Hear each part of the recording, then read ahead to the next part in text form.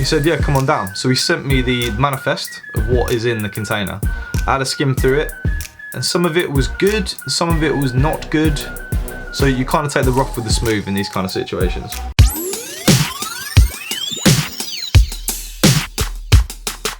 Welcome Profit Seeker, I hope you're having a good day or night, and welcome back to the channel. Now, I filmed quite a long video last week and I spent all day editing it yesterday, but then I reviewed it and I thought this content just isn't good enough.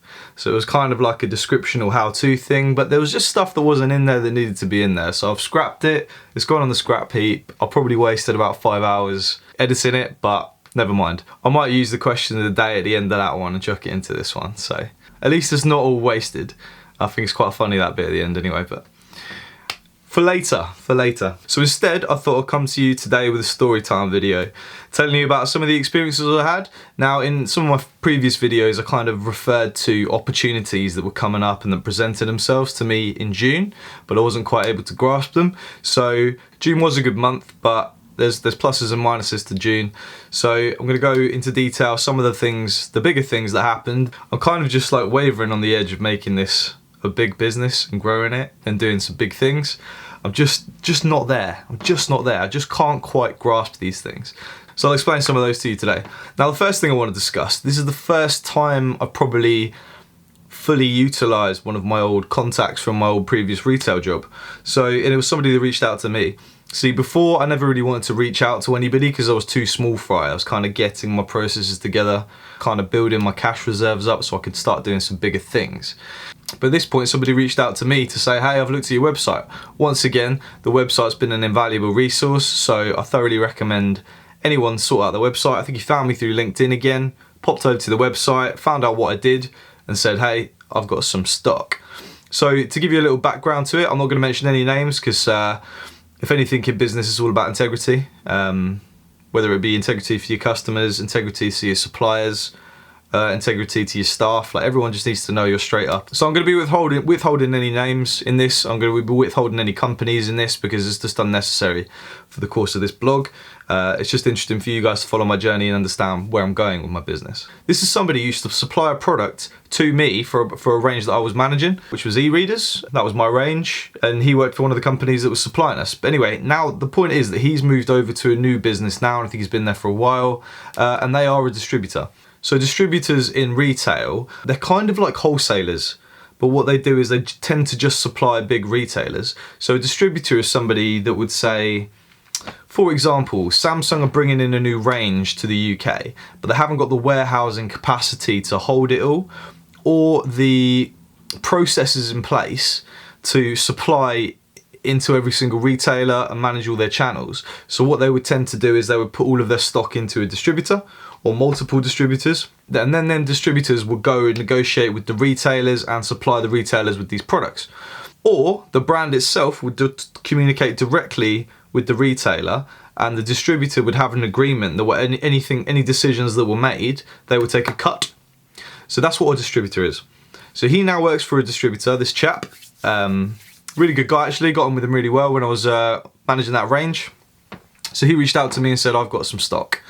And he said to me that there's probably a lot more stock that will be available. So it's clearance stuff. So it's stuff that they haven't been able to manage through any retailers. Whatever it may be, they've got clusters of clearance stock that they're going to need to get off their books. So he come to me and he said, I have 500 units of a child's trike. And a trike is just like a little 3-wheeled plastic thing that you would give to your toddler and they can pedal around the garden on it. And it was an attractive product to me. It's quite a seasonal product though, so we're coming towards the end of summer now. It's more of an outdoor thing, and then outside of that, it's more of a Christmas product. But he offered me 500 units. So we had a chat, had a negotiation. I said, I basically tried to find another buyer for it. So I'm trying to build up my networks to see if I can pass stuff on without necessarily having to go to do all the legwork of actually selling it and shifting it myself. So I found another buyer for it. That other buyer fell through. So I thought this is quite a good opportunity. It's quite a good price. So I'm gonna go in and make an offer. And then following on from that conversation, he then found out there was 1,000 units in total. And 1,000 units would be all of the product within the UK market. Now, if I was still working in retail and somebody said to me, Glenn, you can have all of the products in the UK market that are new, not secondhand stuff obviously, because you can't manage that. That is just a beast in its own. But if somebody said that to me, I would be like, absolutely happy days, because I've got free reign to price it as I wish. So much like I did the video talking about the 3 pricing strategies for eBay, it would be a unique product to me. So I could manage it however I like. I could do high-low pricing, I could do half-price models, I could target key specific weekends. It would just have been a dream to take all of the units. And this is where Amazon's fraud issues coming into play. So June was good because I received this offer. I had a good month of sales due to Maplin. There was a huge Tesco gaming clearance in their stores, which I fully exploited. But the point is, I had a really good June. And then I got this offer to say, I've got some products, you can take all the products in the UK. I thought that's absolutely fantastic. I would love to take all of them, but I didn't have the money because this Amazon fraud issue hit. And all of a sudden, all that cash I'd invested, I couldn't see any returns from it. Furious, furious, furious, furious.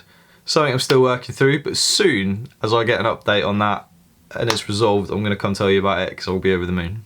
So anyway, the point was, we managed to negotiate a price. I said I can't actually take all of the units, and it was probably the right decision because of the risk. I would have loved to have taken them all and put a plan together between now and Christmas to get them through.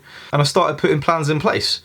So there's a few options. I mean, when you're selling on Amazon, you've seen the lightning deals. You've got things like Amazon Day. Black Friday, you've got lightning deals. They roll in and out every hour.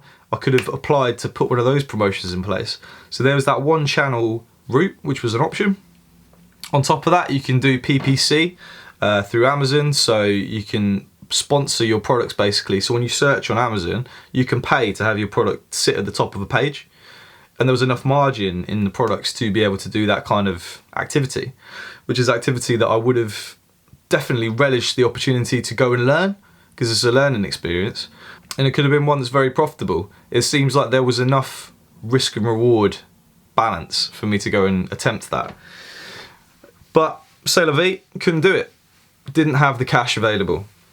So I have ended up buying 3 pallets worth anyway, because I was happy with the price. So we managed to get 3 pallets worth, 3 different colours, which spreads the risk a little bit, because if you sat on one colourway, like I said in my bulk buying video, you need to spread the risk of these products. Like I would have sat on, you know, hundreds of each colour. And if it was just one colour, 1,000 units of one colour, bit risky.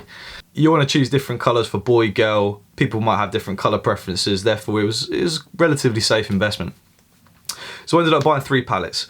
1 blue, 1 red, 1 pink. So I got the 3 pallets of different colours. They're in my warehouse. I'm just shipping them in to Amazon now. But I would have liked to have taken the full 1,000. Anyway, that's the story.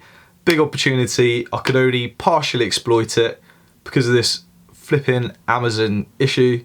Very irritating. So that is one opportunity that happened in June that I couldn't quite grasp.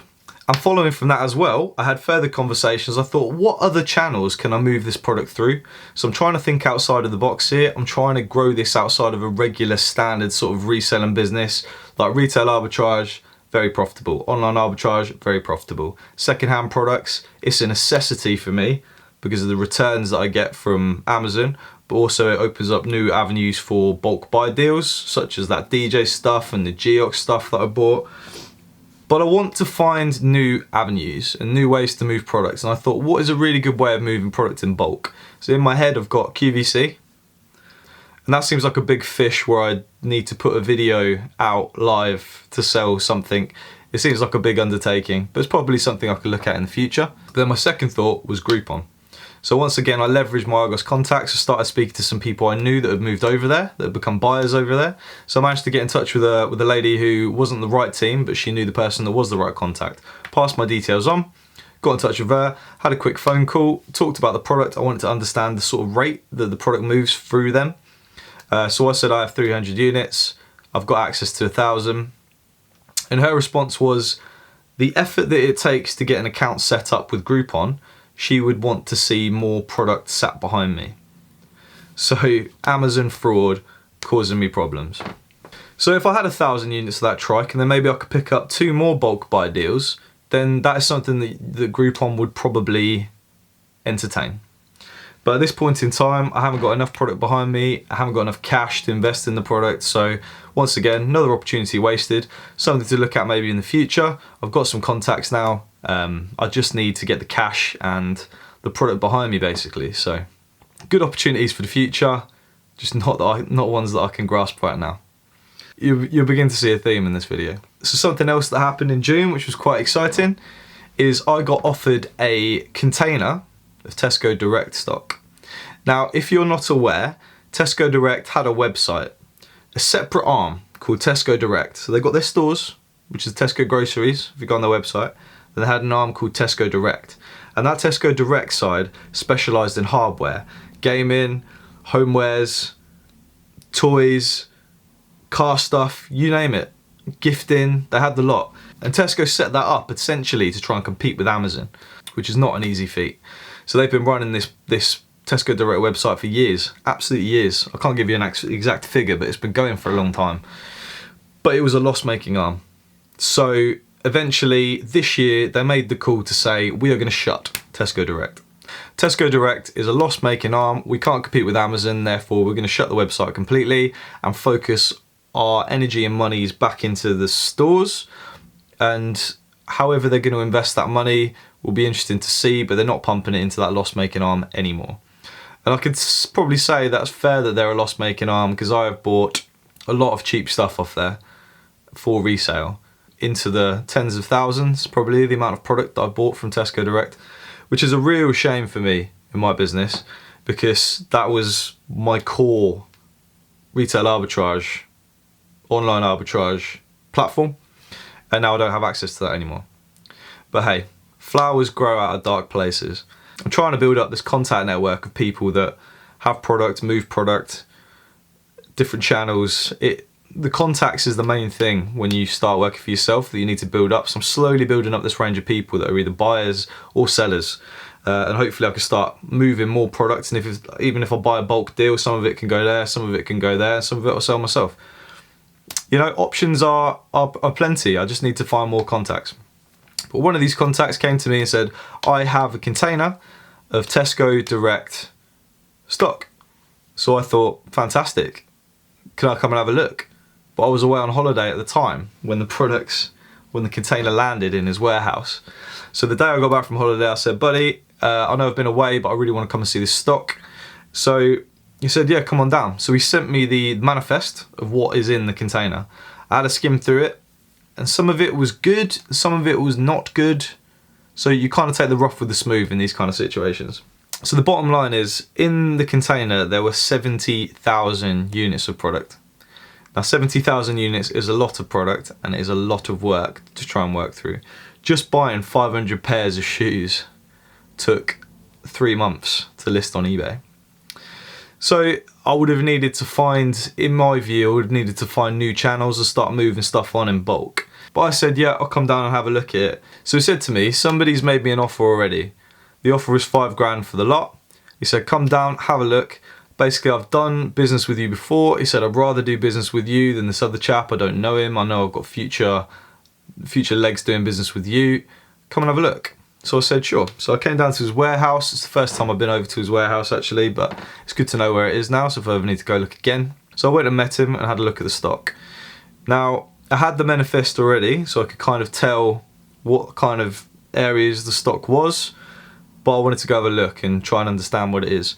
So the majority of it was like car stuff. So you had like de-icers, car covers, you know, like fairy dice, car stuff in general. The second thing was glassware. So you had some really nice high quality like beer glasses, like crystal glasses for like whiskey, which I love. I really like whiskey. And then what else did he have? There was sort of like gifting stuff. So if you're giving a gift to somebody, you put the gift in like a gifty bag rather than wrapping it. There was so many of those.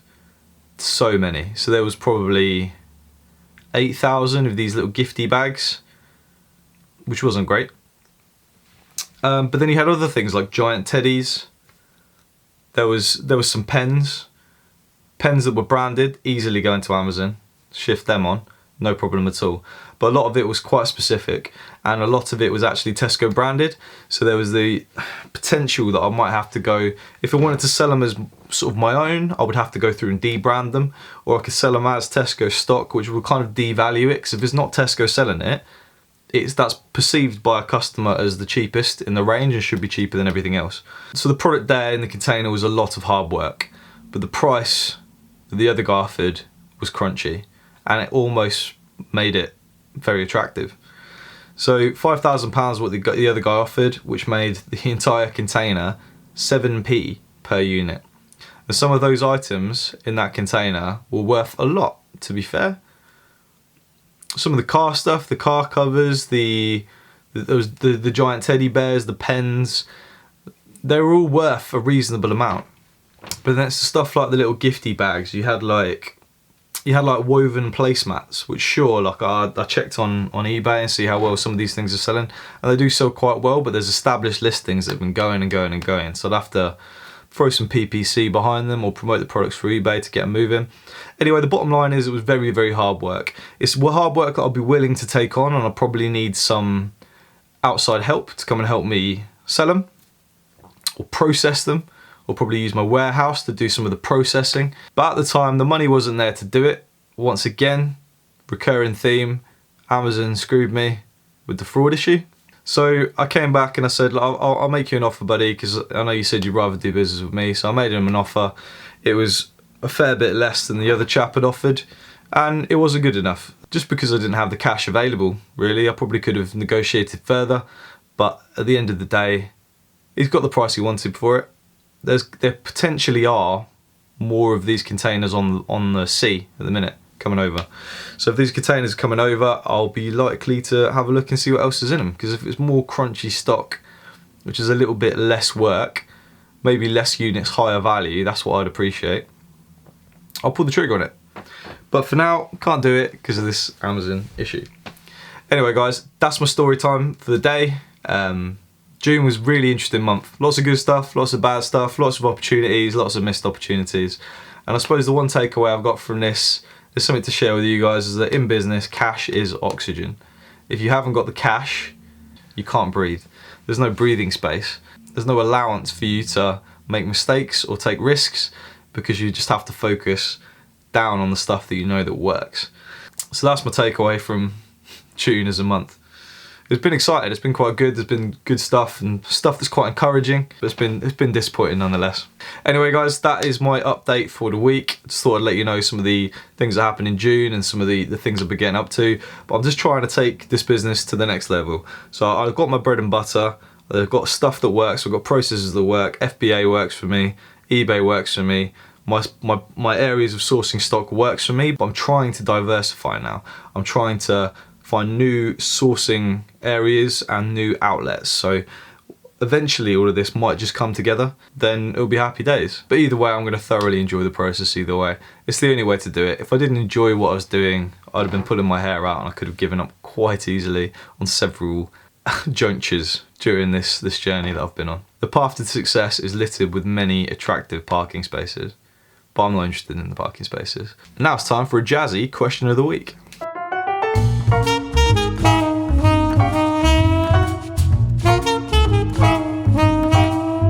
Today's question of the week comes from John Boy. John Boy?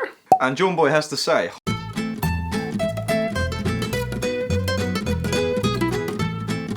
hi Glenn, do you buy most of your stock from retail? If so, is it easy to reclaim the VAT? Now, John Boy, most of that stock that I buy and sell is from retail. I would say probably 80% of the sales that I do are through retail stores. And when it comes to reclaiming the VAT, don't be VAT registered. Just don't. If you can avoid it, don't. If you can do this as a side hustle and your margins are high enough, I would recommend staying below the VAT registered amount. So legally in the UK, you're allowed to sell, I'm going to put it up on screen because I just want to get the exact figure for you guys, but you can sell up to circa £80,000 worth of product sales in the UK without being VAT registered. Now when you become VAT registered, you then have to reclaim that VAT back on your purchases and give the money for sales over to the government, but essentially you lose about 20% of your profit, give or take, for the privilege of being VAT registered. So you will be far more profitable staying under the VAT barrier if you can afford to do so. I've gone full time and I'm looking to grow this year after year. Therefore, I am focusing on just doing as many sales as I can, whatever the margin may be. Whereas if you're looking to do this maybe on a part-time basis, or you're just starting out, first year, sit underneath that VAT barrier, because you're going to make more profit per product. But the thing is, you need to focus more on margin. Because you've got a limit to how much you can sell, you need to extract as much profit out of each sale as you can. So if you want to stay underneath the VAT barrier, second-hand products, far more margin. Go to the boot sales on the weekends. Go to the charity shops. Find those really high margin products. Buy them, flip them, and stay underneath the VAT barrier. But if you want to go hard, you want to go big, exactly like I've done, you're going to have to break it. You're going to have to break it, because I didn't want to say, no, I'm stopping. I'm not going any further. I want to keep growing this. I want to go bigger, bigger, bigger, bigger, bring on staff, bring on help. Do I think this business is going to be around forever? Probably not. But this is a fantastic opportunity we've got right now, and it's an opportunity that I'm looking to capitalise on. And then the day that particular opportunity is no longer such an opportunity, hopefully I'll have enough cash to invest in something else. Anyway, very, very long answer to a very simple question. John Boy, thank you for your question. More Q&A next week.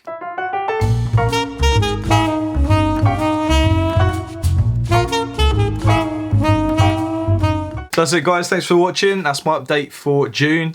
It's a little bit of a recap. I know we're well into August now, so we've had July and August, but it's stories that I never addressed with you guys. But I think they're quite interesting. So there are a lot of opportunities out there. I just need to be able to grasp them in the future. So exciting times to come. So thanks for watching, guys. If you want to get in touch with me, you can catch me on Facebook, Instagram, or Twitter, all at Pivotal Profit, or write me a comment down below and I'll come back to you and attempt to answer any questions you've got or address them in a future video. Thanks for watching, guys. Keep hustling.